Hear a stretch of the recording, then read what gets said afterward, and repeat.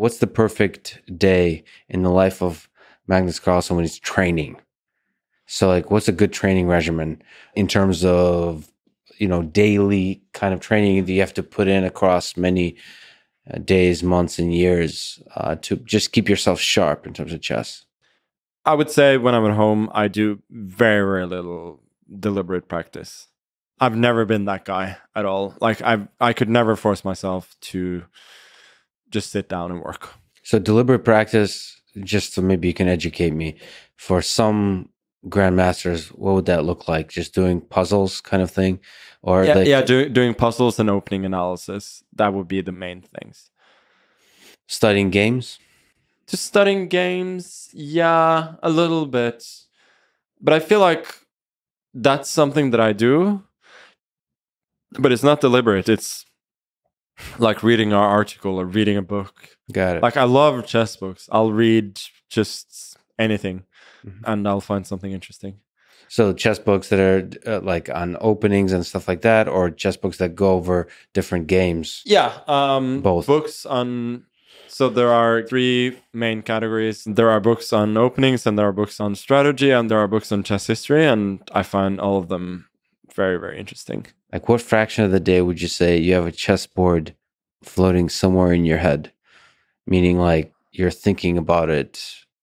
Probably be a better question to ask how many hours a day I don't have a chessboard floating in my head. I mean, it could be just floating there and nothing is happening.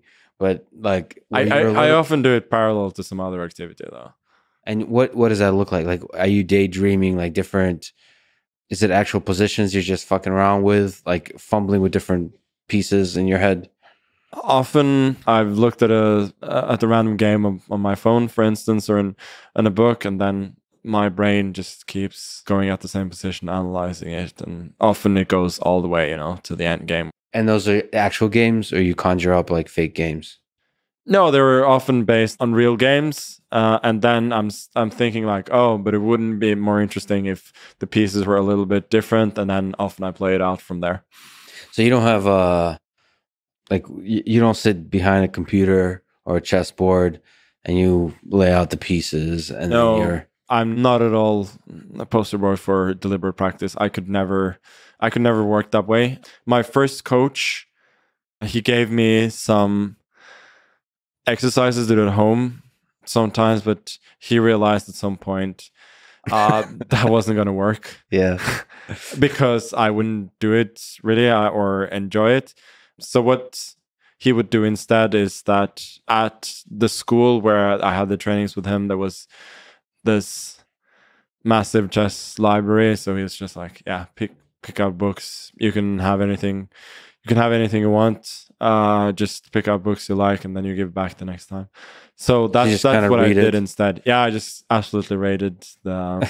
And then my next tournament, I will try out one of the openings from that book if it was an opening book, and so on. So does it feel like a struggle, like challenging, like to be thinking those positions, or is it fun and relaxing? No, it's completely fine. I don't.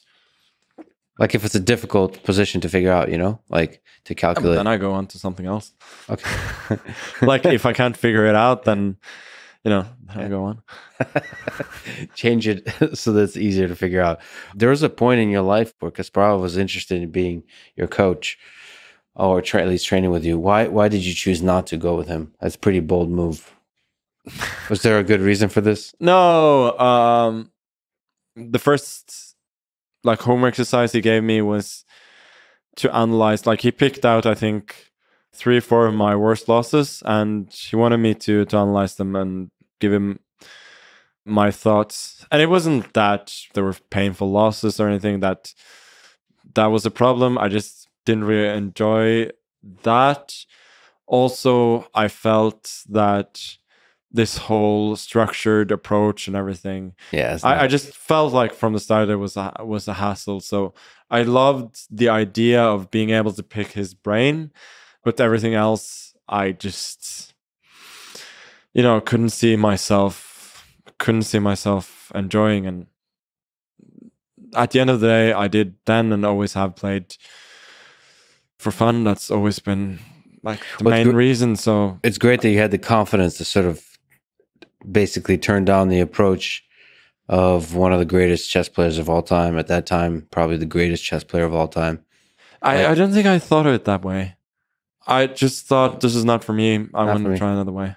I don't think I was particularly thinking that this is my one opportunity or anything. It was just, yeah, I don't enjoy this. Let's try something else.